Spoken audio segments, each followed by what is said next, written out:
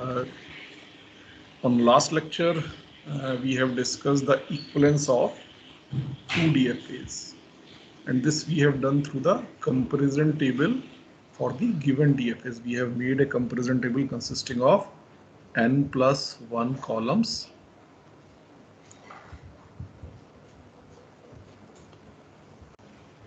and we were starting from the pair of the start vertices of both the DFAs, and then we were looking at what uh, what pair of states are reachable in both the DFAs. Okay, then we have practiced some examples over it. So we have learned basically how we can find whether two given DFAs are equivalent or not.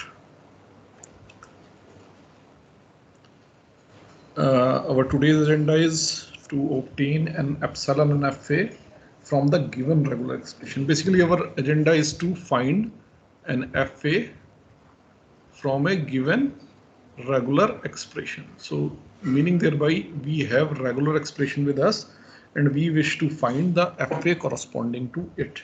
Okay. Up till now we have designed the DFAs. Then we have seen we can also design NFAs and we can convert our NFAs to the corresponding DFAs. Then we have discussed that we can also design epsilon NFAs in some of the cases. And these epsilon NFAs we can convert to the NFAs also by removing the null moves. And we can convert these epsilon NFAs directly to the DFAs using the same method which we have used to convert NFAs, normal NFAs to the DFAs. Okay. Now we are going to discuss further that if we are being given regular expression, or we know the regular expression corresponding to the language, because regular expressions are more close to our understanding. All words ending with A, so we simply write A plus B asterisk A. All words starting with A ending with B, so we write A plus B asterisk B, something like this. So in many of the cases we can find the regular expression in much more easier manner than the DFAs. But ultimately we have to design the machines and we have to design the FAs. So if we are able to find the regular expressions, what are the methods by which we can convert our regular expression to the corresponding FA? So the method which we'll be using, that is the Kleen's theorem. We'll use this method to convert our regular expression not to the FA directly, but we will convert it to the epsilon and FA. And as we know that if we can find an epsilon and FA corresponding to a given language, we can easily convert this epsilon and FA to the DFA. And whatsoever DFA we get, if we minimize that DFA, we can find an optimized design. So we start our discussion of the Kleen's theorem, then we will take one example corresponding to it. First of all, let us look at what Kleen theorem says. It simply states that every FA represent a regular language or vice versa. Means each FA represent a regular language. Regular languages are the languages which are represented by the regular expression, meaning thereby that every FA contains a corresponding or can be converted into a corresponding regular expression, or vice versa, means each regular expression can be converted into an FA. Okay, so that's why we are concluding that every regular expression R, suppose R is a regular expression, can be recognized by some finite automaton, means corresponding to every R we can find a finite automaton. Now we will first look at the proof of this particular theorem. So proof of this particular theorem is based on the principle of induction on the total number of characters in R. So these are two important things. We have an inductive proof for it on the basis of number of characters in R. So what do we mean by number of characters in R? First of all, we'll look at. So suppose I'm taking a regular expression R is equal to, say it is epsilon plus 1, 0, asterisk, 1, 1 asterisk, and 0. Then if I ask you how many characters are there in this regular expression, what is the length of this regular expression? So it simply means whatsoever characters you have written in this regular expression. So characters in the regular expression may be epsilon, it may be phi, means जिनसे भी हम regular expression बना सकते हैं. All the elements of our input alphabet, we call it as AI. Suppose our input alphabet sigma is A comma B, then I can simply say in place of AI, it is A and B, and then all the operators which we can write in the regular expression, that is the asterisk and plus. So these all constitute the length of the regular expression. So if we take this definition, then regular expression R is having the length 1, 2, 3, 4, 5, 6, 7, 8, and 9. So the length of this particular regular expression is 9. I hope you are okay with the concept of length of the regular expression, class. Class, is it clear? How do we find the length of a regular expression? What do we mean by the length of a regular expression? In the regular expression, if anywhere bracket comes, so bracket we do not count as the length of the regular expression because they are just to form a part of the regular expression. So they show the divisions in the regular expression, but they are actually not the part of the regular expression. So whenever left and right parentheses will come, they will not be counted into the length. In the length, we will count only the epsilon symbol if somewhere it is occurring, phi symbol if somewhere it is occurring, the symbols from the input alphabet, and the operators which are possible in the regular expression. So only these will contribute to the length of the regular expression. Is it clear, class? Yes, sir. Okay. So now we move forward. What will be the basis? जब हम inductive proof करते हैं तो inductive proof के दो हमारे basic steps होते हैं. पहला होता है हम एक बेसिस कि जो एक बेसिस फॉर्म कर रहा है, उसके बाद हमारा स्टेप क्या होगा? इंडक्टिव स्टेप होगा. Is it? हमारा स्टेप क्या होगा? इंडक्टिव स्टेप होगा. First of all will look at basis. What is the basis of this particular proof? So let the number of characters in R be 1. क्या 1 length से कम का कोई भी रेगुलर एक्सप्रेशन पॉसिबल है? कोई रेगुलर एक्सप्रेशन 1 लेंथ से कम का possible नहीं. 0 लेंथ का कोई रेगुलर एक्सप्रेशन पॉसिबल नहीं है. Because if my regular expression is only the epsilon, it is contributing 1 length to it. Because epsilon की हम क्या है? 1 लेंथ काउंट करते हैं. Epsilon is a null string. It will not contain any symbol, but epsilon itself in the regular expression is 1 character. So it is contributing the length 1. So 1 length से कम का कोई भी regular expression possible नहीं है. तो सबसे छोटा regular expression हमारे कौन से होंगे? 1 length के होंगे.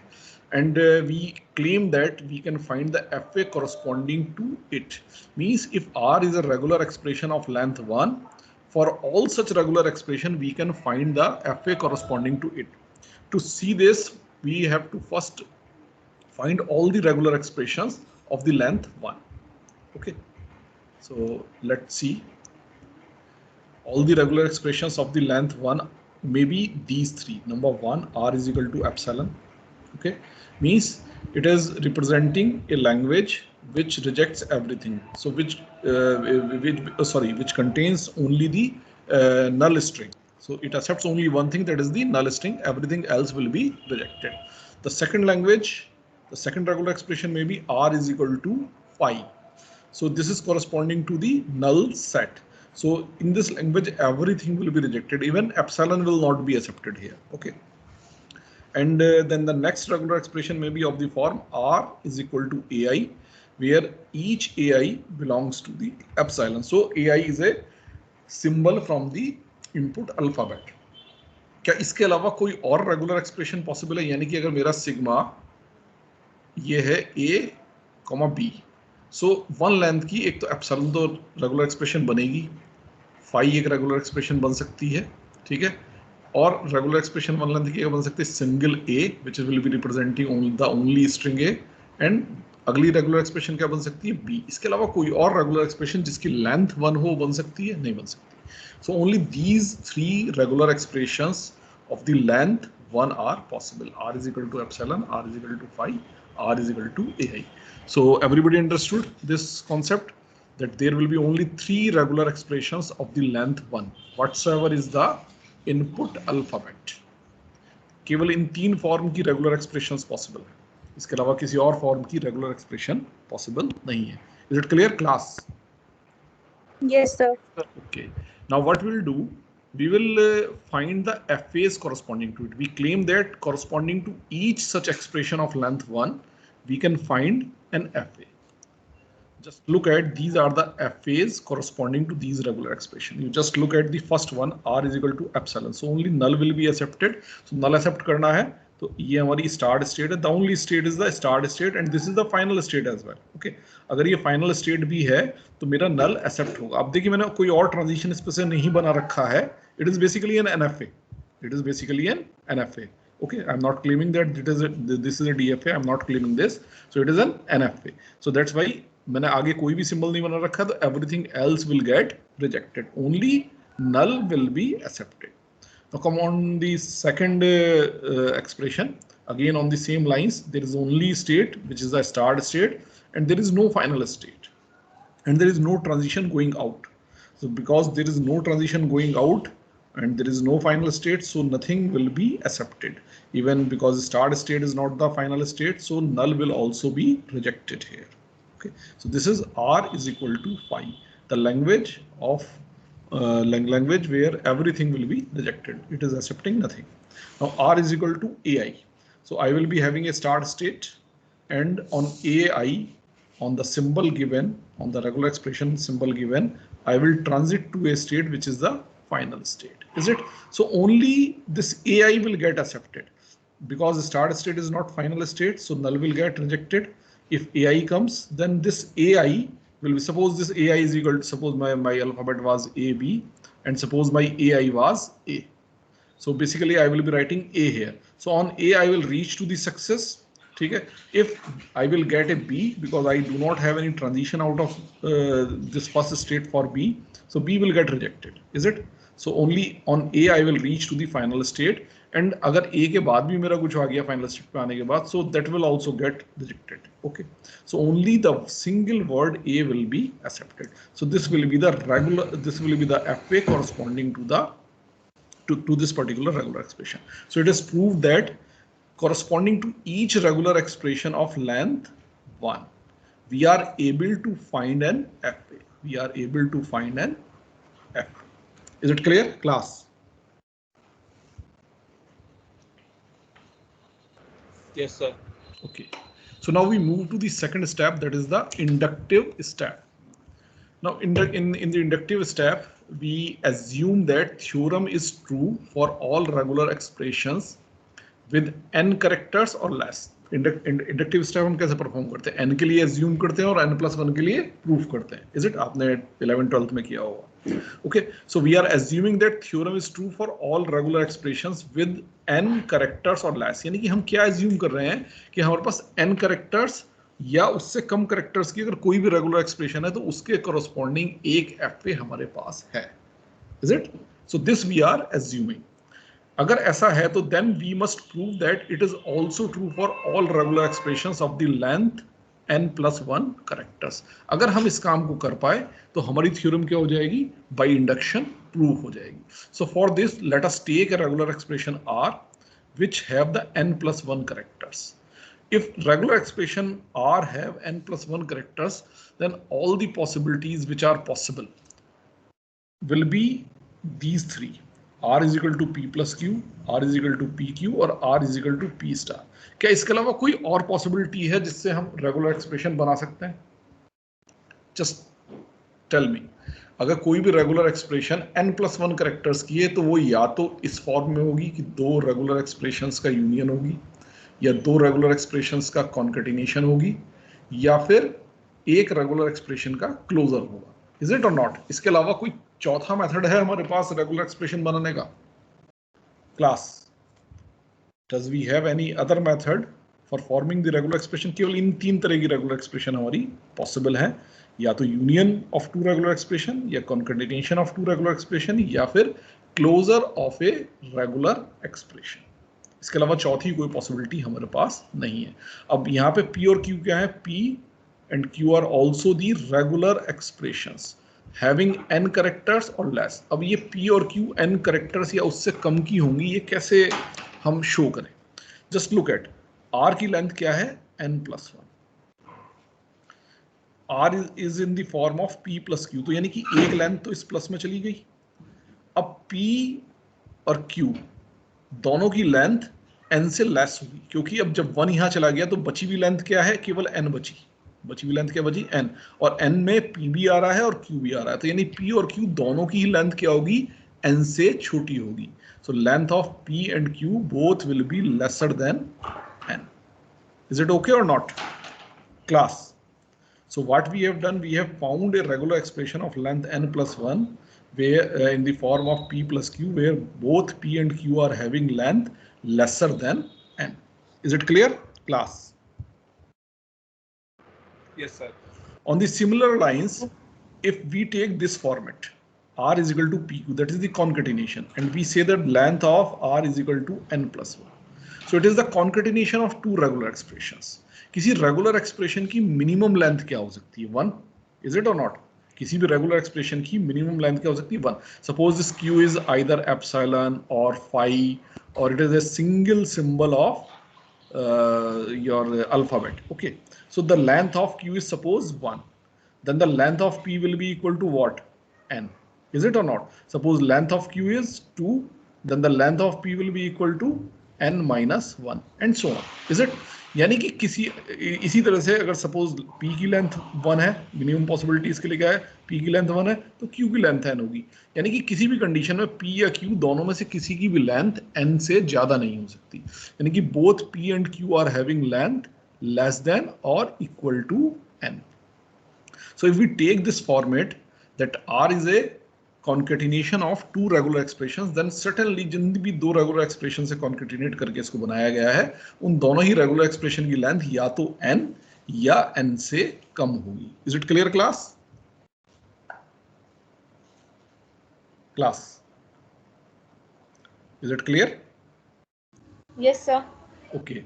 And on the similar lines, again in this third format, अगर हमारी R की लेंथ n+1 है तो एक लेंथ तो आपकी इस स्टार के लिए गई, तो P की लेंथ क्या होगी? ऑब्वियस सी बात है n होगी। Is it? सो अगर ये फॉर्मेट आपके पास है और R n+1 लेंथ की एक्सप्रेशन है, तो P हमेशा किस लेंथ की एक्सप्रेशन होगी?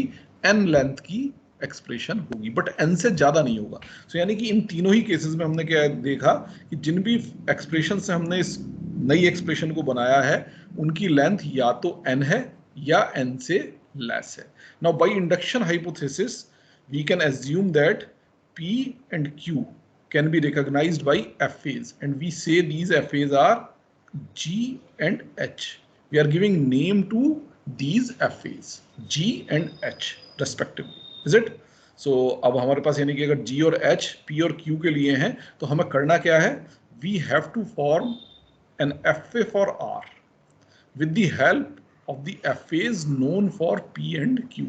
यानी P और Q के लिए जो FA हमें मालूम है, हमें नोन है, उनकी हेल्प से हम R के लिए एक FA बनाएंगे। Is it? For example, suppose I say the FA G is, it is a system. It is a system which is having a start state. Okay, एक स्टार्ट स्टेट होगी, इसके बीच में अंदर कुछ स्टेट्स होंगी। मैं वो सारा स्ट्रक्चर ड्रॉ नहीं कर रहा। I am drawing it like a black box. I am drawing like it like a black box, and it will be having certain final states. So suppose I am assuming that these states are final states. Suppose there are two final states, so I have drawn the two final states. So what I have shown only the important things कि start state क्या है मेरी और final states क्या है। बीच का अंदर का कुछ सिस्टम होगा। सो अगर मैं कोई भी वर्ड जो कि P का वर्ड है, जो इस P रेगुलर एक्सप्रेशन का वर्ड है, अगर मैं इस पे एग्जीक्यूट करता हूं, सो स्टार्टिंग स्टेट से मैं कहां पहुंचूंगा? किसी ना किसी फाइनल स्टेट पर पहुंचूंगा। Similarly suppose corresponding to H, I am having another system. Say it is the start state. This is the system H, and I am saying suppose in this case I am having 3 final states. Okay, 3 final states. So this is the system H, which is accepting all words which are the part of or which can be generated through this regular expression Q. So such two systems are already available with us. So with the help of these two systems, we will form a system corresponding to the regular expression R. We are moving to this system. अब हमारे तीन तरह की regular expression थी, हमने अभी जो पीछे डिस्कस किया. देखिए, पहली क्या है, यूनियन, दूसरी क्या है, कॉन्केटिनेशन, और तीसरी क्या है, क्लोजर का फॉर्म. सो सबसे पहले हम पहला फॉर्म ले रहे हैं, यूनियन का form. Okay, so we will find F A for R is equal to P plus Q. So it is the union. So P के corresponding एक सिस्टम हमारे पास है, Q के corresponding एक सिस्टम हमारे पास है. अब हम इससे क्या करेंगे, R के corresponding एक सिस्टम बनाएंगे. So सबसे पहले मैं P के corresponding जो सिस्टम मेरे पास है उस सिस्टम को बना लेता हूँ. Is it? This system I am saying that this is G. Is it? This system will be having a start state. And suppose this system is having two final states. Is it? इसके बाद बीच में अंदर जो भी connections, जो भी पूरा graph यहाँ बना हुआ होगा, ठीक है. So I am not showing that graph. Is it clear? अब कोई भी अगर P से रिलेटेड वर्ड है, वो मैं यहाँ एग्जीक्यूट करूँ तो स्टार्ट स्टेट से कहाँ पहुँचेगा, किसी ना किसी फाइनल स्टेट पे पहुँचेगा और वो वर्ड एक्सेप्ट हो जाएगा. और जो भी वर्ड P का नहीं होगा उसको अगर मैं इस पे एग्जीक्यूट करूँगा तो स्टार्ट स्टेट से शुरू होगा और अंदर किसी स्टेट पे एंड हो जाएगा. फाइनल स्टेट तक नहीं पहुँचेगा, अंदर किसी भी स्टेट पे एंड हो जाएगा बट फाइनल स्टेट तक नहीं पहुँचेगा. So in this case that word will be rejected. Now the system corresponding to Q is H.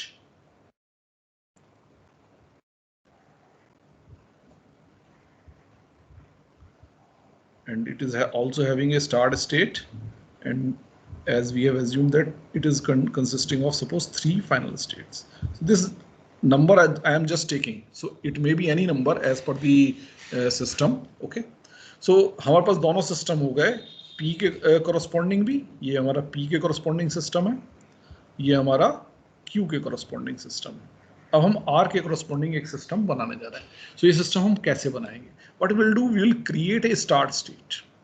We will create a new start state. Okay.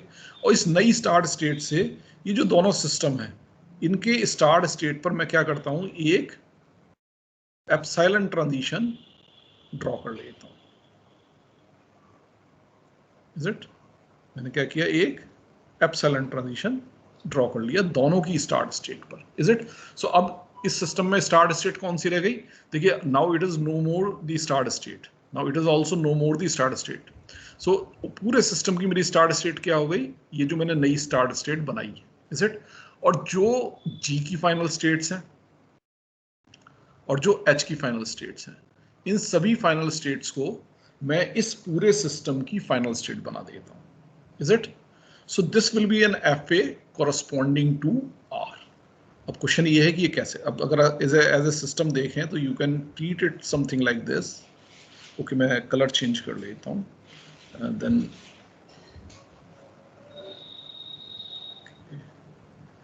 Options,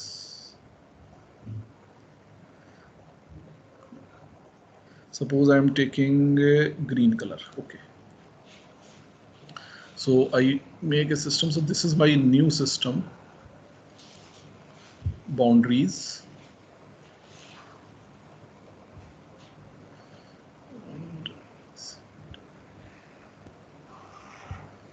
So this is the new system. ये जो green box आपको दिख रहा है, this is your new system which is having this start state and these final states. यानी कि बाकी अंदर का सारा सिस्टम वही वैसा का वैसा ही हमने रहने दिया.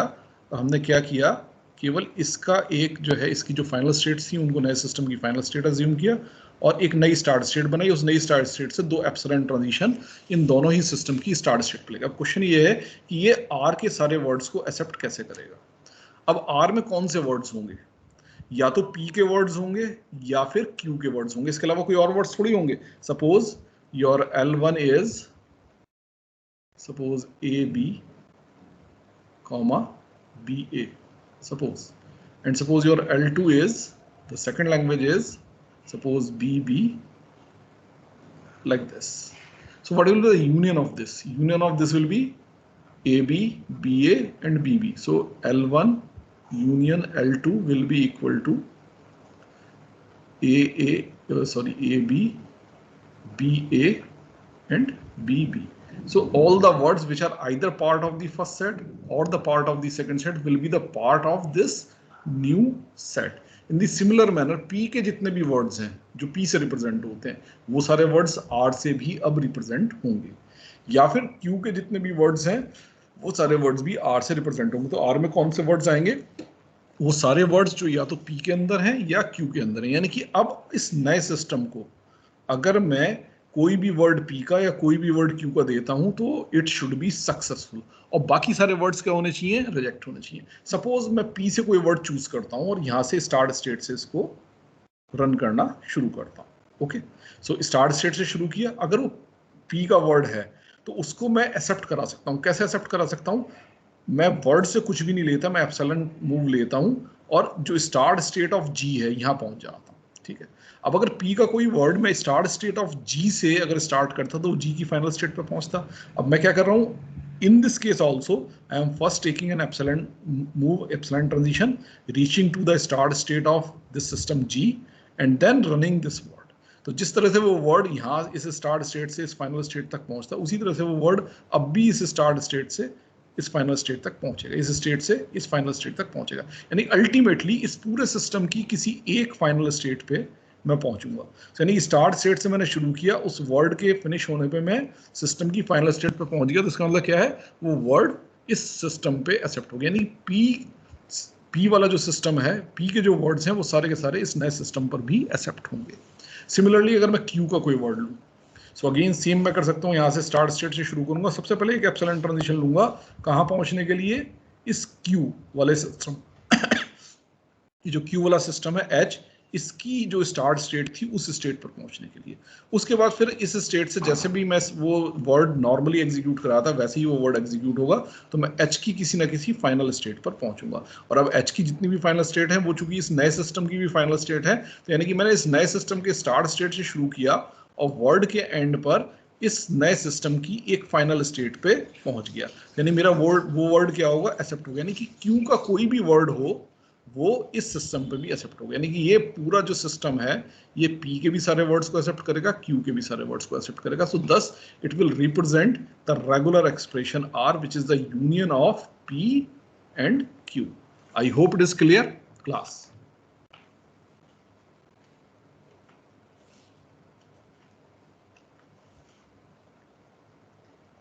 Class, it is clear? Yes, sir. Yes, sir. If it is clear, so in the similar manner we can find the FA corresponding to the concatenation and closure as well. So now we'll find the FA corresponding to the concatenation PQ. So इसमें क्या है? Suppose मेरा P का system है. This is the start state. This system is suppose G. This is for P. Okay. And it has suppose two final states जैसा कि हमने discuss किया था. Okay. Then there is another system H, which is corresponding to Q. Okay. And suppose it is having three final states. So this is a system H corresponding to Q. This is a system G corresponding to P, and we have to find a system corresponding to R, which is corresponding to the concatenation of P and Q. So what we do, कि जो G की start state है यानी कि P के corresponding जो भी system है उसकी जो स्टार्ट स्टेट है इसको मैं नई स्टार्ट स्टेट अज्यूम कर लेता हूँ. Let me change the colour so that I can show the differences. Right. Okay. So this is the start state of the new system. Okay. उसके बाद मैं क्या करता हूँ? इस G के जितने भी फाइनल स्टेट्स हैं इन सब से एक एक एप्सिलॉन ट्रांजिशन जो मेरा H का स्टार्ट स्टेट था, जो H का स्टार्ट स्टेट था उस स्टेट पर ले गया. इसकी जितनी भी फाइनल स्टेट थी उनसे H की स्टार्ट स्टेट पे एप्सिलॉन ट्रांजिशन ले गया. Is it?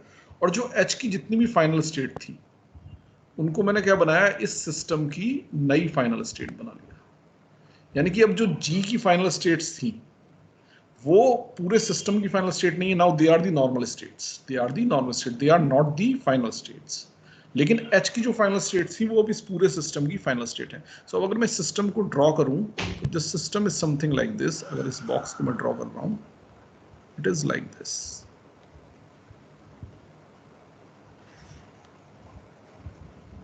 Is it? So ये जो बाहर रेड वाला बॉक्स है, now it is showing the new system which is corresponding to are.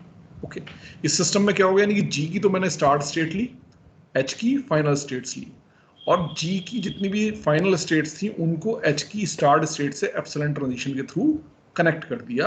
अब ये, लेकिन ये वाली जो स्टेट है जी की फाइनल स्टेट, ये सिस्टम की फाइनल स्टेट नहीं है, these will be the non final states. Okay, so यानी कि अब अगर मुझे कोई भी मेरा वर्ड आर में होगा तो वो कैसा होगा, that will be the concatenation of some word in P with some word in Q.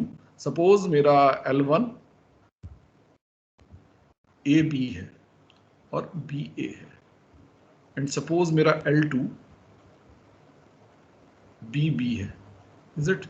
So L1 L2 में मेरे कौन से words होंगे? The concatenation of these two, okay? Concatenation of these two means AB and then BB. So this will be one word, then BA, BB, BA and BB. So these two words will be there in L1 concatenation L2. So यानी कि इसका अगर मैं concatenation का कोई भी word लेता हूं तो that word will be divided into the two parts, जिसमें कि पहला पार्ट किससे आ रहा होगा, P का कोई वर्ड होगा, और दूसरा पार्ट क्या होगा, Q का कोई वर्ड होगा। Is it? सो इसी तरह से तो कॉन्केटेनेशन बनाते हैं हम। अब वो वर्ड इस सिस्टम में एक्सेप्ट कैसे होगा? अब चूंकि अगर वो आर का वर्ड है तो वो दो हिस्सों में है, उसका पहला हिस्सा पी से आता है और दूसरा हिस्सा क्यू से आता है, ठीक है? तो अब मैं क्या करता हूं, उस वर्ड को इस पे एग्जीक्यूट करना शुरू करता हूं स्टार्ट स्टेट ऑफ जी से, यानी कि सिस्टम की स्टार्ट स्टेट, यानी कि स्टार्ट स्टेट ऑफ जी से। जब मैं इस जी पे उस वर्ड को एग्जीक्यूट करूंगा तो पहला हिस्सा पूरा होने के बाद I will be on some state, some final state of G. यानी कि जब पहला हिस्सा W1 W2, ये इन दोनों का कॉम्बिनेशन जो है हमारा W है, इज इट? तो जब मेरा W1 कंप्लीट होगा तो मैं G की किसी ना किसी फाइनल स्टेट पे होऊंगा। क्यों? क्योंकि W1 is a word in this language, in the language represented by this P. Okay, so I will reach to some final state of G. उसके बाद मैं क्या करूंगा, एक एप्सिलॉन ट्रांजिशन लेके कहां पहुंचूंगा, H की स्टार्ट स्टेट पे पहुंचूंगा। मैं H की स्टार्ट स्टेट पे पहुंच गया और मेरे पास वर्ड एग्जीक्यूट करने के लिए क्या बचा है, दिस W2, और W2 is a word in the language of Q। सो यानी कि अगर W2 को मैं इस स्टार्ट स्टेट जो H की थी इससे अगर एग्जीक्यूट करूं तो I will reach to some final state of H, is it? So यानी कि मैं कहां पहुंचूंगा, फाइनल स्टेट ऑफ H पे पहुंचने का मतलब क्या है, इस पूरे सिस्टम की किसी फाइनल स्टेट पे पहुंच जाऊंगा, इज इट? यानी मैंने सिस्टम पे स्टार्ट किया उस वर्ड को W1 W2 को, और अल्टीमेटली कहां पहुंचा, एक फाइनल स्टेट पे। सो मींस W1 W2 यानी कि ये W जो है this will get accepted over this particular system, is it?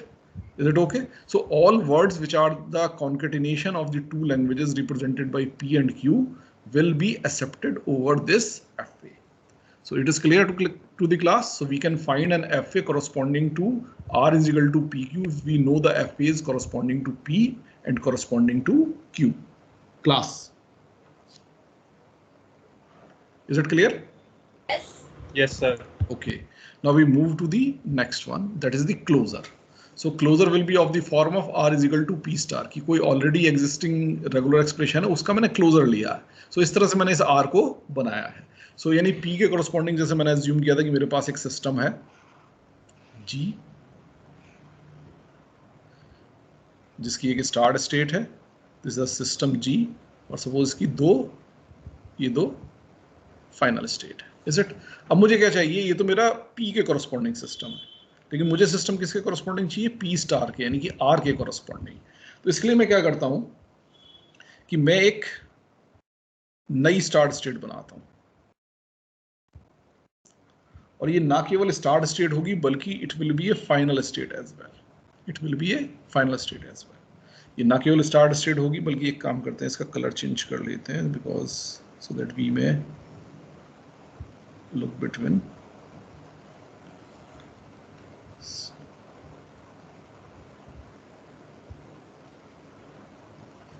suppose I take the blue color, okay, and I say that this is the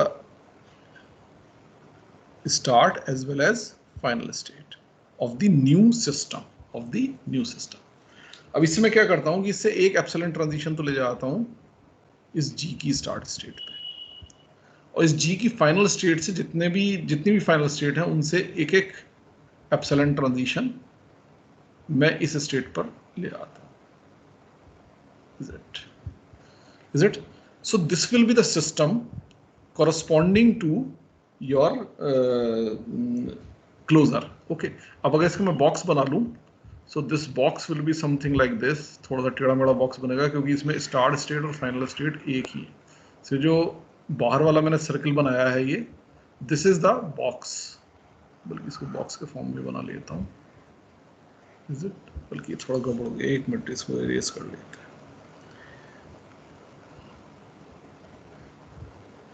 Okay.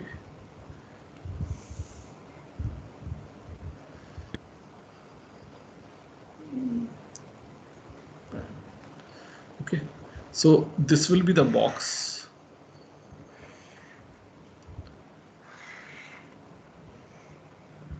Corresponding to it.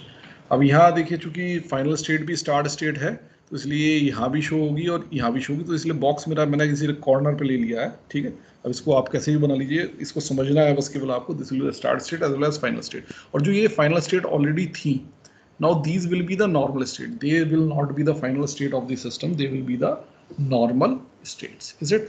So in this manner we will make the FA for the P star. So this is the FA corresponding to R. अब question ये है कि FA सही कैसे है. देखिए R is equal to P star है, यानी कि स्टार की कुछ भी वैल्यू ले सकते हैं.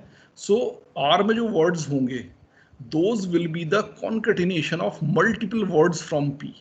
यानी कि अगर सपोज इस स्टार की वैल्यू 3 है, सो R के जो वर्ड्स होंगे वो किस फॉर्मेट के होंगे, W1, W2, W3, where each W1, W2 and W3 will be a word in the language represented by P. Means W1 will also belongs to the language of P, W2 will also belong to the language of P, and W3 will also belongs to the language of P. If this W is equal to W1, W2, W3, if it belongs to the language of R. So such words will be there. इसी तरह से तो यानी कि अब मैं क्या, और दूसरे क्या हो सकता है, this W can be null as well. So that's why आप देखिए मैंने स्टार्ट स्टेट को ही फाइनल स्टेट बनाया, तो नल विल गेट एक्सेप्टेड. ओके, अगर मान लीजिए मेरे स्टार की वैल्यू 3 है और W1, W3, तो मैं क्या करूंगा, यहाँ से एक एप्सिलॉन ट्रांजिशन लेकर के क्या होगा, इस G सिस्टम की जो ओरिजिनल स्टार्ट स्टेट थी उस पर चला गया. अब मैं W1 जब अप्लाई करूंगा तो W1 अप्लाई करने के बाद इस सिस्टम की किसी फाइनल स्टेट पर पहुंचूंगा. Is it? सो बिकॉज क्योंकि W1 अगर इस P का वर्ड है तो it should get accepted, so I will reach to some final state of G. अब एक बार G की फाइनल स्टेट पर पहुंच गया, मैंने क्या किया, फिर यहाँ से एप्सिलॉन ट्रांजिशन लिया, वापस इस स्टार्ट स्टेट पे आया, और वापस एप्सिलॉन ट्रांजिशन लेके वापस इसकी स्टार्ट स्टेट पे, यानी कि इस G की स्टार्ट स्टेट पे मैं वापस दोबारा आ गया. अब मैं क्या करता हूँ, अगर W2 मेरा वर्ड है इस लैंग्वेज के अंदर, तो W2 के एप्लीकेशन पे I will again reach to the some of the final state of G. इज इट? उसके बाद मैंने क्या किया, वापस ये एप्सिलॉन ट्रांजिशन लेके इस स्टार्ट स्टेट पे, फिर वापस एप्सिलॉन ट्रांजिशन लेके इस स्टार्ट स्टेट पे, इस G की ओरिजिनल स्टार्ट स्टेट पे आ गया. फिर W3 अप्लाई करूंगा because W3 is also a word in this language, so I will reach to some final state of G. उसके बाद मैंने एक एप्सिलॉन ट्रांजिशन लिया और इस अपनी ओरिजिनल फाइनल स्टेट पे आ गया, जो कि मेरे इस बाहर वाले बड़े वाले नए सिस्टम की फाइनल स्टेट थी. Is it? तो इस तरह से आप देखिए W1, W2, W3, अगर इसमें से हर एक W1, W2 और W3 इस लैंग्वेज जो P की लैंग्वेज थी उसका पार्ट था, तो ये word W1, W2, W3 will get accepted over this new system. So it will represent the closure of the P. It is clear to the class? It is clear?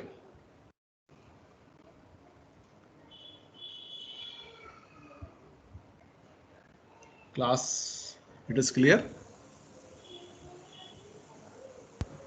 Yes, Yes. sir. Okay, so what we have done, we have seen that अगर मेरे पास n या n से smaller length के हर regular expression के corresponding एक system है, तो मैं n+1 लेंथ के जितने भी पॉसिबल सिस्टम थे, 3 तरह के पॉसिबल सिस्टम थे मैंने देख लिए, यूनियन, कॉन्केटिनेशन और क्लोजर, तीनों के कॉरस्पॉन्डिंग FA बना सकता हूं। तो इससे मैं क्या प्रूफ कर सकता हूं कि मेरा जो है हर regular expression it can be recognized by some finite automaton. So as we are able to find FA for all regular expressions having the length n+1 if we know the FA for all regular expressions of the length n or less. So we can conclude, यानी कि मेरे पास सबसे मैंने देखिए basis था 1 length के FA मैंने बना लिए थे डायरेक्टली, 1 से मैं 2 लेंथ के सारे FA बना सकता हूँ, 2 से मैं 3 लेंथ के सारे FA बना सकता हूँ, 3 से मैं 4 लेंथ के सारे FAs बना सकता हूँ एंड सो ऑन। सो इसका मतलब कि कोई भी जनरल लेंथ n है उसके कॉरस्पॉन्डिंग में एक FA डिजाइन कर सकता हूँ। So that's why every regular expression is recognised by some finite automaton, यानी किसी भी लेंथ की कोई भी रेगुलर एक्सप्रेशन मेरे पास हो, I will be able to find an FA corresponding to it. Is it clear? So this is the proof of the theorem. If it is clear, then we'll take one example.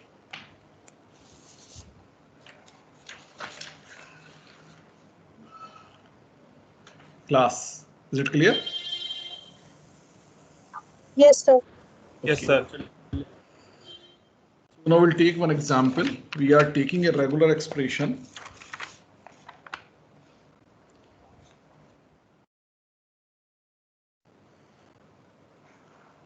R is equal to A plus B asterisk A. Suppose this is my regular expression for which I want to make an FA. Okay, इसके corresponding FA हमने design किया है, हमें पता है इसका design कैसा आना चाहिए, is it? लेकिन अब हम इसको अपने हिसाब से डिजाइन नहीं कर रहे। देखिए उसमें आपने डिजाइन के कॉन्सेप्ट और डिजाइन के अपना जो एप्टीट्यूड था वो लगा करके अपने इंटेलिजेंस से वो डिजाइन बनाया था, लेकिन यहाँ हम इस डिजाइन को इंटेलिजेंस से नहीं बनाएंगे, इस डिजाइन को प्योर मैकेनिकल मेथड से जो कि अभी हमने डिस्कस किया है उससे बनाएंगे। Is it clear? सो अब मुझे अगर इस रेगुलर एक्सप्रेशन का FA बनाना है तो देखिए ये रेगुलर एक्सप्रेशन क्या है, it is the combination of 2 regular expressions जो मैंने अभी ये लाइन खींची है। पहली रेगुलर एक्सप्रेशन क्या है, A plus B asterisk, दूसरी रेगुलर एक्सप्रेशन क्या है A, तो ये मेरी होगी P, ये मेरी होगी Q, ये क्या हो गया P और Q का कॉन्केटिनेशन। इज इट क्लियर और नॉट? यानी कि P और Q का कॉन्केटिनेशन, जहां पे P मेरा क्या है A plus B asterisk और Q मेरा क्या है सिंपल A। इज इट और नॉट? नाउ अगर मैं इस Q एक्सप्रेशन तो देखिए सिंप्लीफाई हो गई, सिंगल ये बिल्कुल जो बेसिक 1 लेंथ की रेगुलर एक्सप्रेशन थी उसमें कन्वर्ट हो गई, ठीक है। लेकिन अब ये P लेंथ वाली जो रेगुलर एक्सप्रेशन है ये अभी भी एक कंपाउंडेड रेगुलर एक्सप्रेशन है, कॉम्प्लिकेटेड है। ओके, तो अगर मैं इसे देखूं तो ये P जो है किसी रेगुलर एक्सप्रेशन के एस्ट्रिक के इक्विवेलेंट है ना, इज इट? सो अब अगर मैं इसको कह दूं कि ये मेरा सपोज Q, मैं इसको S कह देता हूं, so P is equivalent to S asterisk, so S will be equal to what, A plus, so ये P क्या है, it is equivalent to S asterisk, A plus B का एस्ट्रिक मींस S एस्ट्रिक, यानी इस expression के closure से बना है P। Is it? अब ये एक्सप्रेशन कैसे बनी है, 2 के यूनियन से बनी है, A और B के यूनियन से बनी है। सो यानी कि ओरिजिनल एक्सप्रेशन मेरी A और ओरिजिनल एक्सप्रेशन B, यानी कि सबसे पहले मुझे A के कॉरस्पॉन्डिंग सिस्टम पता हो, B के कॉरस्पॉन्डिंग सिस्टम पता हो, तो उनका मैं यूनियन लेकर के S के कॉरस्पॉन्डिंग सिस्टम बना सकता हूँ। अगर S के कॉरस्पॉन्डिंग सिस्टम बना हो तो उसका क्लोजर लेकर के मैं P के कॉरस्पॉन्डिंग सिस्टम बना सकता हूँ। अब Q वाला सिस्टम तो वही है जो A के कॉरस्पॉन्डिंग था, तो अब P और Q को साथ लेकर के मैं R के कॉरस्पॉन्डिंग सिस्टम बना सकता हूँ। तो इस तरह से मैं अपने इस सिस्टम को ड्रा और डिजाइन करूंगा। तो सबसे पहले मैं A के कॉरस्पॉन्डिंग सिस्टम बना रहा हूँ। सो मैं एक स्टेट से स्टार्ट कर लेता हूँ, दिस इज, बल्कि इसको जस्ट 1 मिनट,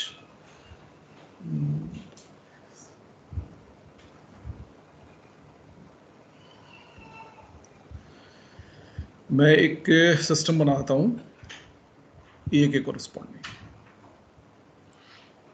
A के कॉरस्पॉन्डिंग मैंने एक सिस्टम बनाया, इस सिस्टम की ये क्या होगी, फाइनल स्टेट होगी, ये क्या होगी इस सिस्टम की, स्टार्ट स्टेट होगी। Is it? तो this is a system corresponding to A। Similarly I can make a system corresponding to B। अब मैंने क्या किया, ये स्टार्ट स्टेट बनाई, इससे B पे मैंने ट्रांजिशन बनाया, और ये मेरी क्या होगी एक फाइनल स्टेट होगी। This is the system corresponding to B. तो मैंने ए के कॉरस्पॉन्डिंग सिस्टम बना लिया, बी के कॉरस्पॉन्डिंग सिस्टम बना लिया। अब अगर मैं इन दोनों सिस्टम्स के यूनियन का सिस्टम बना लूँ तो मेरा क्या हो जाएगा, एस के कॉरस्पॉन्डिंग सिस्टम हो जाएगा, यानी ए प्लस बी के कॉरस्पॉन्डिंग सिस्टम हो जाएगा। Is it? सो अभी मेरा सिस्टम ए के कॉरस्पॉन्डिंग था और ये सिस्टम बी के कॉरस्पॉन्डिंग था। अब मैं इसका यूनियन बनाता हूँ। यूनियन के लिए मुझे क्या करना है, एक नई स्टार्ट स्टेट बनानी है। एक नई स्टार्ट स्टेट बनाई और उस नई स्टार्ट स्टेट से इन दोनों ही सिस्टम की जो स्टार्ट स्टेट थी उन पर मैंने क्या किया, एक एप्सिलॉन ट्रांजिशन ड्रॉ कर दिया।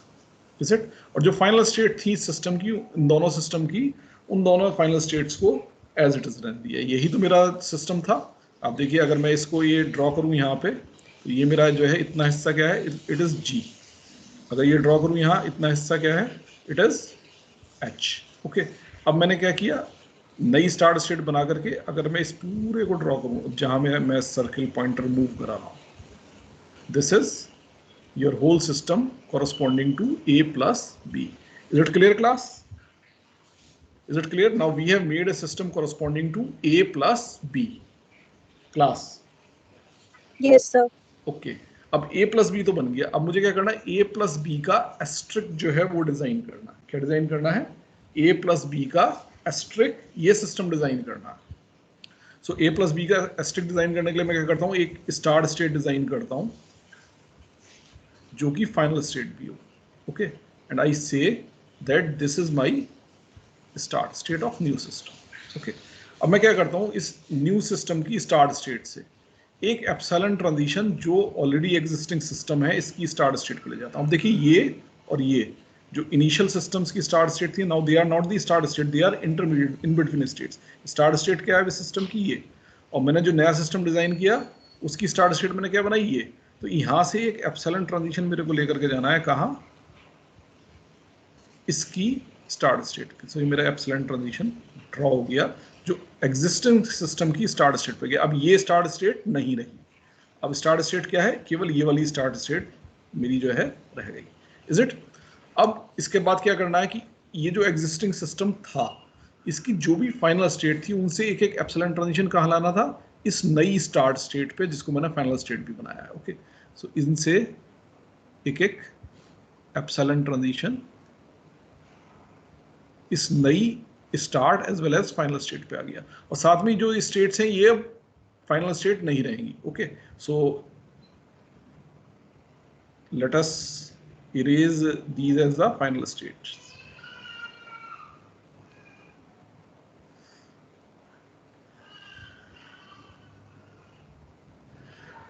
मैं क्या करता हूँ, ये देखिए, अब मैंने क्या कर दिया, नॉर्मल स्टेट बना दी। Is it clear? ये मैंने क्या किया, मैंने नॉर्मल स्टेट्स बना दी। अब ये आ गई मेरी नॉर्मल स्टेट्स, केवल ये फाइनल स्टेट। अब देखिए, यही स्टार्ट स्टेट है, यही फाइनल स्टेट है। इससे एप्सिलॉन ट्रांजिशन लेके मैं यहाँ इस स्टेट पे पहुंच सकता हूँ। उसके बाद ए और बी, तो ये मेरा सिस्टम किसके कॉरस्पॉन्डिंग हो गया, ए प्लस बी एस्ट्रिक के। जैसे सपोज फॉर एग्जाम्पल, अगर मैं कोई भी word A B B A, suppose this word I executed because this is a word over A and B, so it should get accepted. Okay, so मैं देखिए epsilon लेता हूँ, यहाँ से एप्सिलॉन लेकर के यहाँ पहुँचा, A लिया, यहाँ पहुँच गया, फिर एप्सिलॉन लिया, यहाँ पहुँच गया, फिर मैंने एप्सिलॉन लिया, यहाँ पहुँचा, फिर एप्सिलॉन लिया, इस जगह पहुँचा, अगली बार B मुझे चाहिए तो B पे यहाँ पहुँच गया, फिर सिमिलरली इस पाथ को फॉलो करते हुए यहाँ आया, फिर एप्सिलॉन, फिर इस एप्सिलॉन, फिर B, सेकंड भी, ठीक है, और फिर यहाँ इस फाइनल स्टेट पे फिर एप्सिलॉन लेकर के यहाँ पहुँचा, और चूंकि अब की बार मुझे ए चाहिए तो इस पाथ को फॉलो किया, ए और यहाँ। So in this manner A B B A will get accepted, और any word which is possible over A and B will get accepted over this F. So this basically represent A plus B asterisk. So it is representing this one, A plus B asterisk. Is it clear, class? Yes, sir. Okay, now we have to make a system corresponding to a plus b asterisk a. तो a plus b asterisk के corresponding system तो मेरे पास है। अब a के corresponding एक system और चाहिए, तो देखिए बना लेते हैं।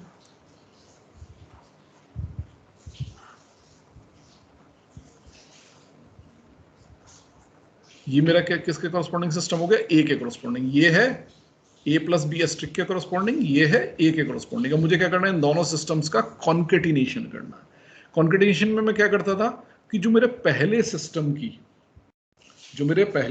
की स्टार्ट स्टेट है, और सॉरी जो मेरे पहले सिस्टम की फाइनल स्टेट है, उससे मैं इस नए सिस्टम उससे मैं क्या करता था कि इस दूसरे सिस्टम की जो स्टार्ट स्टेट है उस पर एक एप्सिलॉन ट्रांजिशन ले लेता था। यानी पहले सिस्टम जी की फाइनल स्टेट से जो दूसरा सिस्टम एच है उसकी स्टार्ट स्टेट पे मैंने एक एप्सिलॉन ट्रांजिशन लिया। So I have taken an epsilon transition from the final state of G to the final start state of H. और साथ में क्या करता था, ये जो एच सिस्टम है इसकी जो फाइनल स्टेट है वो पूरे सिस्टम की क्या बन जाएगी, फाइनल स्टेट। और जो ये पिछले सिस्टम जी की फाइनल स्टेट थी वो अब फाइनल स्टेट नहीं रहेगी। Is it? So I am erasing this as the final state. So this will not be the final state. So this is the start state. This is the final state of this system. और बाकी सब कुछ क्या है इसके बीच में, बाकी सब कुछ क्या है इसके बीच में.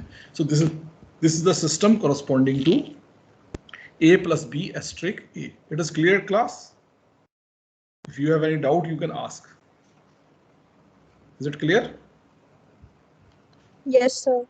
Okay. So what we have done, आप देखिए इसमें मैंने कहीं कोई दिमाग नहीं लगाया, केवल जो मुझे नोन प्रिंसिपल्स थे बस सबसे मुझे क्या है केवल वन लेंथ के जो ट्रांजिशन सिस्टम है या वन लेंथ के जो मेरा एफए है केवल वो डिजाइन करना पड़ेगा। उसके बाद बाकी सारा इसके कॉम्बिनेशन से या तो यूनियन से या क्लोजर से या कॉन्केटिनेशन से मेरा बनता चला जाएगा। Is it? तो अब जब मेरा ये सारा का सारा बन गया तो मैं क्या करता हूँ, इनको अब देखता हूँ कि ये मेरा सिस्टम वास्तव में सही काम कर रहा है कि नहीं कर रहा है। Is it? तो इसमें तो चूंकि ये एप्सिलॉन एनएफए है तो इसके लिए मुझे क्या करना पड़ेगा, इस एप्सिलॉन एनएफए को डीएफए में कन्वर्ट करना पड़ेगा। So let us convert this to the epsilon DFA. For it I am marking the states. Suppose I mark this state as 1 2 3 4 5 6 7 and 8। Total 8 states हैं। अब मैं इसको क्या करता हूँ, डीएफए में कन्वर्ट करता हूँ। डीएफए में कन्वर्ट करने के लिए सबसे पहले मुझे क्या चाहिए, इसकी ट्रांजिशन टेबल चाहिए। सो मैं जल्दी से इसकी एक ट्रांजिशन टेबल बना लेता हूँ। State oblique sigma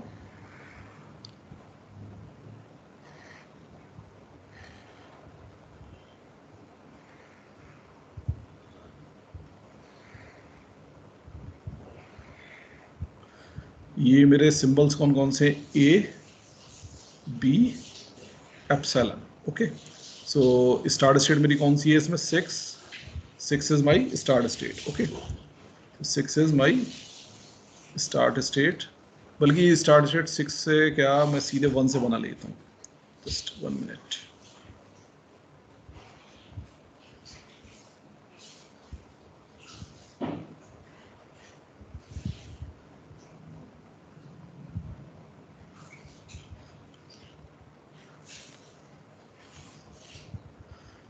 One, 2, 3, 4, 5, 6, 7 and 8.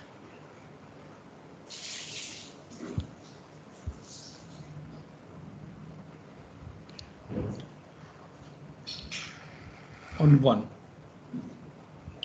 on A कुछ नहीं है, 5, 1 on B, जस्ट इसके ट्रांजिशन देखते चलिए। 1 ऑन ए कोई ट्रांजिशन है नहीं, इससे केवल एप्सिलॉन पर ट्रांजिशन है। ठीक है, ना ए पे है ना बी पे है। सो ए और बी दोनों 5 और एप्सिलॉन पे किस पे गया, ये 1 से 2 पर। सो इट इज ऑन 2। अब देखिए मैं सेट के फॉर्म में लिख रहा हूँ, क्यों, क्योंकि ये एनएफ पे है। Is it? ओके, और एप्सिलॉन तक आ गया। अब इसी तरह से मैं 2 के ट्रांजिशन लिखूंगा।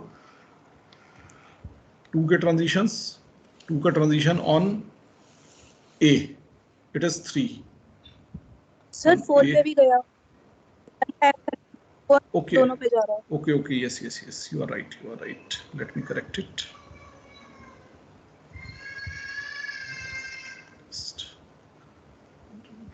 Eraser.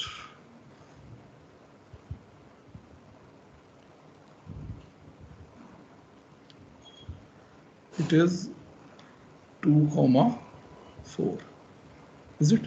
अब 2 on A, it is going to 3. 2 का B पे कुछ नहीं है तो 5, 2 का एप्सिलॉन पे भी कुछ नहीं है तो 5, इज इट? इसी तरह से 3 on epsilon it is going to 6, बाकी ए और बी पे कुछ नहीं है, इज इट? सो ए और बी पे कुछ नहीं है 5, और 3 पे क्या है, और एप्सिलॉन पे क्या है, it is 6, is it okay? Then come for 4, कहीं पे भी गड़बड़ हो तो बता दीजिएगा। 4 देखिए ए पर 5 है, बी पर 5 है, एप्सिलॉन पे 5 है, इज इट? इसी तरह से 5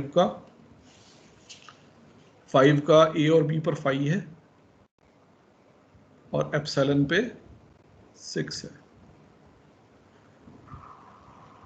no 6 is my start state as well, तो 6 का एप्सिलॉन पे देखिए एक तो 7 पहुंच रहा है, एक 1 पहुंच रहा है, ओके। सो एप्सिलॉन पे 1 है और 7 है, एप्सिलॉन पे 1 और 7। इसके अलावा और कोई ट्रांजिशन है इसका? ना, और कोई ट्रांजिशन नहीं है। सो ए और बी दोनों पे क्या आएगा, 5। Now 7 on A is 8, on A it is 8, B पे कुछ नहीं है 5, और एप्सिलॉन पे कुछ नहीं है 5। अब 8 का अगर आप देखें, it is your final state of the F A, और इसका किसी पे भी कोई ट्रांजिशन नहीं है, so every transition is 5। Is it? So this transition table is correct. We have made this transition table. So this is the transition table corresponding to epsilon and FA. अब मैं क्या करूंगा, इसको मुझे किस में कन्वर्ट करना है, DFA में। अब DFA में कन्वर्ट करना तो इसके लिए मुझे सबसे पहले क्या चाहिए, एप्सिलॉन क्लोजर। सो ई क्लोज चाहिए, ई क्लोज। सो ई क्लोज अगर मैं 1 का निकालूं तो 1 का ई क्लोज देखने के लिए देखिए 1 तो आएगा ही आएगा, इज इट? उसके बाद 2 पे भी जा रहा है और 4 पर भी जा रहा है। अब 2 से आगे या 4 से आगे कहीं जा पा रहा है ना, सो इट इज 1 2 4। सारा प्रोसेस हो गया, 2 से आगे नहीं जा सकते, 4 से आगे नहीं जा सकते, इज इट? सो अब 2 का एप्सिलॉन क्लोजर, सो 2 तो आएगा ही आएगा। 2 के बाद कोई एप्सिलॉन ट्रांजिशन है ही नहीं, तो यहीं पे क्लोज हो जाएगा, is it? So it is only 2। इसी तरह से 3 का एप्सिलॉन क्लोजर, अगर 3 का एप्सिलॉन क्लोजर देखें तो देखिए मैं लिख रहा हूं, इट इज 3 तो आएगा ही आएगा, एप्सिलॉन से 6 पे पहुंचेंगे, और 6 से कहां पहुंच सकते हैं, 7 पे भी पहुंच सकते हैं और 1 पे भी पहुंच सकते हैं, और 1 से कहां पहुंच सकते हैं, 2 पे भी पहुंच सकते हैं और 4 से भी पहुंच सकते हैं। उसके आगे 2 4 कहीं से आगे नहीं निकलेंगे, इज इट? सो आप इसको कंप्यूट करेंगे, so it will come 1 2 4 3 6 7, it will come 1 2 4 1 2 3 4 6 7। मैंने क्या किया, एक सीक्वेंस में लिख लिया ताकि हमें आसानी रहे। आप अगर ध्यान से देखें, 3 का मैं कंप्यूट कर रहा हूँ तो 3 से एप्सिलॉन पे 6, तो देखिए 3 आया था फिर 6 आ गया। अब 3 तो प्रोसेस हो गया था, 6 को मुझे प्रोसेस करना है। 6 से कहाँ पहुँच सकता हूँ, 1 और 7, तो मैंने 1 ऐड किया और 7 ऐड किया, 6 प्रोसेस हो गया।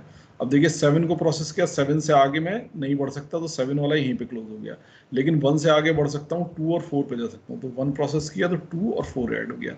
अब 2 से आगे नहीं जा सकता, 4 से आगे नहीं जा सकता, सारा का सारा कंप्लीट हो गया। तो 1 2 3 4 6 7, इन this manner I have found this e close of 3. Similarly, e close of 4 will be 4, e close of 5 will be 1 2 4 5 6 7, it will be 1 2 4 5 6 7। आप देख लीजिए 5 से वही एप्सिलॉन पे तो 5 आया, 5 से मैं पहुंचूंगा 6, तो 6 आया, 6 से पहुंचूंगा 7, और 7 से आगे नहीं बढ़ सकता तो ये क्लोज हो गया, और 6 से ही मैं कहाँ पहुंचूंगा 1 पर, तो 1 से आगे बढ़ सकता हूँ 2 और 4 पे, और 2 4 के आगे क्लोज हो जाएगा, तो 1 2 4 भी आ गया। सो 1 2 4 5 6 7, तो this will be the epsilon closure of 5। और epsilon closure of 6 will be, अब देखिए 6 से कहाँ जा सकते हैं, 1 पे पहुंच सकते हैं और 7 पे पहुंच सकते हैं। 1 से कहाँ पहुंच सकते हैं, 2 और 4 पे, तो basically it is 1 2 4 6 and 7। So it is 1 2 4 6 और 7। इसी तरह से 7 का आप देखेंगे, so it will B only 7, क्योंकि इससे आगे कहीं पहुंच ही नहीं सकते। 8 का देखेंगे तो इट इज़ ओनली 8, क्योंकि इससे भी आगे कहीं नहीं जा सकते, इसका तो कोई ट्रांजिशन ही नहीं है। सो मेरे ई क्लोज कंप्लीट हो गए। अब मैं क्या करूँगा, टेबल बनाऊंगा DFA की। सो let us make the table for DFA। State oblique sigma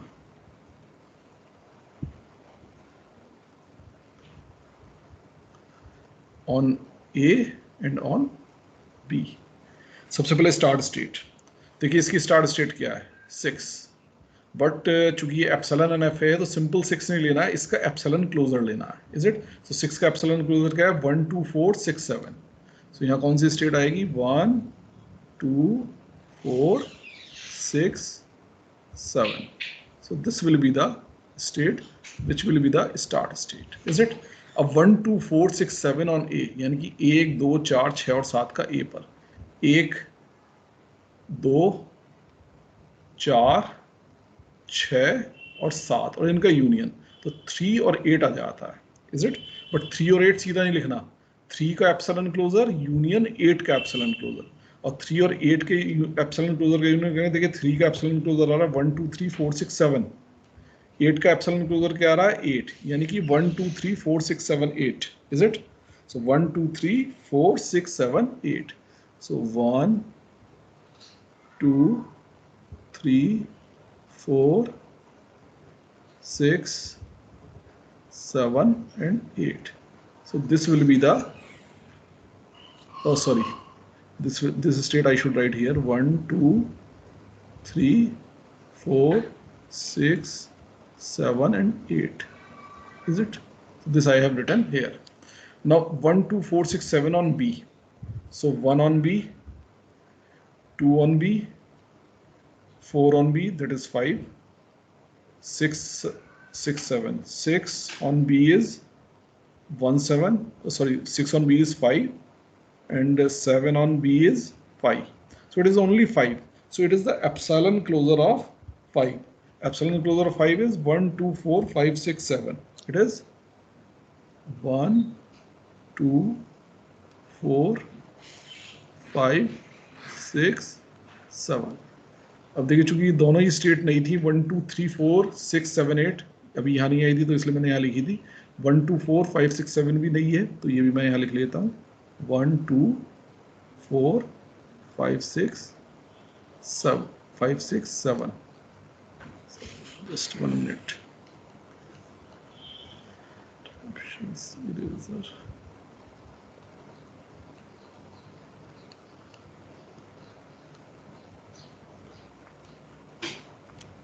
Six, 7, is it? ये मेरे पास आ गई। अब 1 2 3 4 6 8, तो 1 2 3 4 तक तो कंटिन्यूशन में, उसके बाद 6 7 8। सो 1 2 3 4 यानी कि यहाँ तक का यूनियन 3 आया, और 6 7 8 इट इज 8, यानी कि अगेन 3 8, और 3 8 का एप्सिलॉन क्लोजर हमारा क्या आया था, यही आया था 1 2 3 4 6 7 8। So the same one, 1 2 3 4 6 7 8, is it? Of this on B. So 1 2 3 4 on B is 5 and 6 7 8 on B is 5. So it is total 5. So 5 का वही एप्सिलॉन क्लोजर क्या था, again 1 2 4 5 6 7. It is 1 2 4 5 6 7. Now 1 2 4 5 6 7 on A and B, यानी कि 1 2 and 4 5 6 7. 1 2 means 3, 4 5 6 7, वही वापस 3 8 आ गया, 3 8 आ गया, तो वापस यही ट्रांजिशन आएंगे, 1 2 3 4 6 7 8। और यहाँ मेरा क्या आएगा, दिस ऑन बी, यानी 1 2 and 4 5 6 7।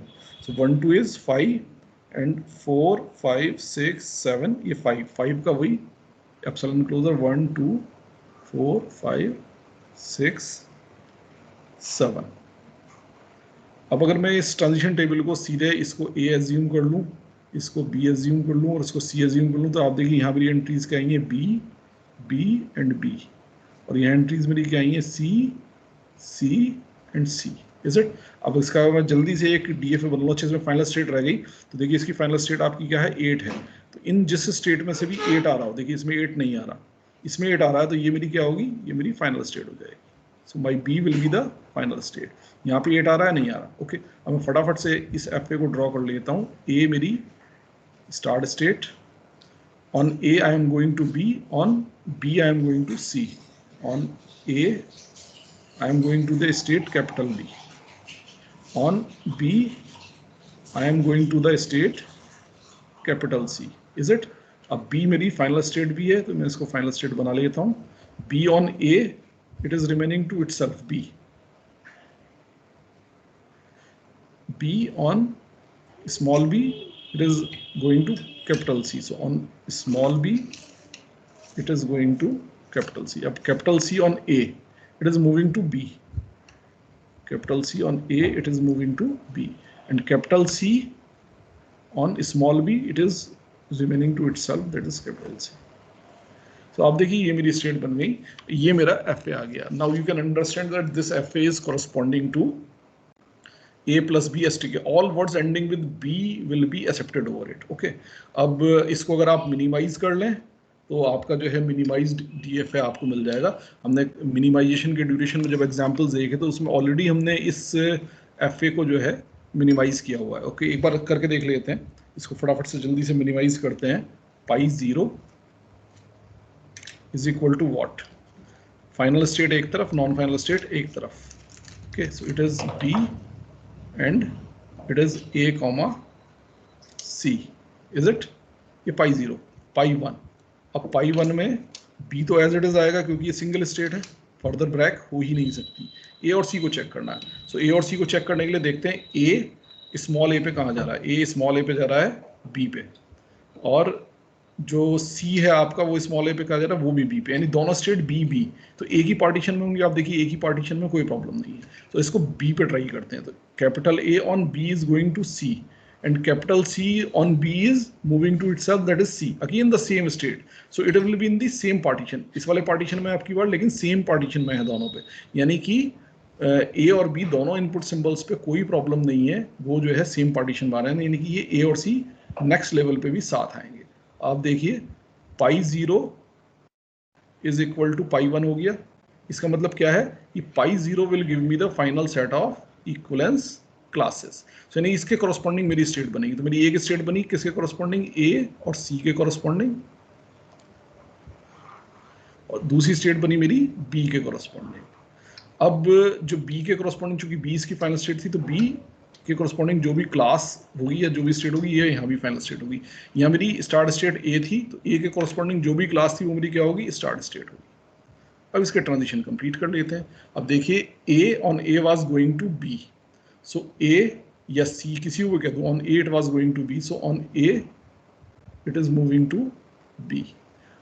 A on small b was going to C, इसी तरह C on small b was also going to C, तो C के कॉरस्पॉन्डिंग मेरी क्लास क्या है? AC, so on B I will stay here. Similarly from B on A, B on A was to B itself। Okay, so इसमें इसके corresponding class B ही है, so on A to itself। On B it was moving to C, C के corresponding class मेरी कौन सी है? AC। Okay, so on B it will be moving to the AC। आप देख सकते हैं ये वाला डिजाइन आपको नोन होगा, यही डिजाइन हमने बनाया था all words ending with A के लिए। सो आप देखिए रेगुलर एक्सप्रेशन मेरी थी, और रेगुलर एक्सप्रेशन से मैं क्या बना सकता हूँ? एक एप्सिलॉन NFA, एप्सिलॉन NFA को मैं DFA में कन्वर्ट कर सकता हूँ, और DFA को मैं फर्दर मिनिमाइज कर सकता हूँ। Is it? So these all things I can do. अगर आप इस पूरे प्रोसेस में देखें तो मैंने कहीं भी इंटेलिजेंस यूज नहीं की है, मैंने केवल क्या किया है, जो मेरे प्रोसेस थे उनको फॉलो किया है। So the algorithmic process I was following and I was able to find the FA, the machine, the design corresponding to a given language. So this is what I wanted to discuss. So two things we have learned, that corresponding to each and every regular expression there is possible an FA। और दूसरे क्या है कि अगर आपको जो है देखिए कभी एग्जाम में कोई क्वेश्चन आता है FA बनाने का, यूजुअली तो आपको एफ ए डायरेक्ट बनाना चाहिए, क्योंकि डायरेक्ट बनाना आपको चूंकि प्रैक्टिस कर लेंगे तो आसान होगा, but even then in some cases you are not able to design your F A but you know the regular expression. So what you can do, अगर आपके पास समय है और बाकी क्वेश्चंस आप कर चुके हैं तो आप इस प्रोसेस को ट्राई कर सकते हैं कि इससे पहले एप्सिलॉन एन एफ ए बनाइए और एप्सिलॉन एन एफ ए को डीएफए में कन्वर्ट कर लीजिए. डीएफए में कन्वर्ट करके जो भी आपका डिजाइन आएगा that will be the correct design for DFA. बहुत आप चाहें तो उस डिजाइन को मिनिमाइज कर लीजिए तो आपको ऑप्टिमाइज डीएफए का डिजाइन मिल जाएगा. तो इस तरह से आप जो है उस डीएफए को डिजाइन कर सकते हैं. But normally I will not advise you to design your DFAs like this because it is a lengthy process. आप देखिए बहुत सिंपल सा डीएफए था a+b*a, उसके लिए हमें कितनी मेहनत करनी पड़ी, इज इट? सो ये जो है इसमें इंटेलिजेंस भले ही नहीं यूज हो रही है but it is a lengthier process. So अगर आप इस प्रोसेस के लिए एक प्रोग्राम बना लें then it is very good. आप इसके थ्रू जो है सिस्टम के through the computation you can draw the designs. So this was all my recommendations for today and all I wanted to cover for today. If you have any doubt, you can ask class. If there is no doubt, we can close. Class, if there is no doubt, we can close.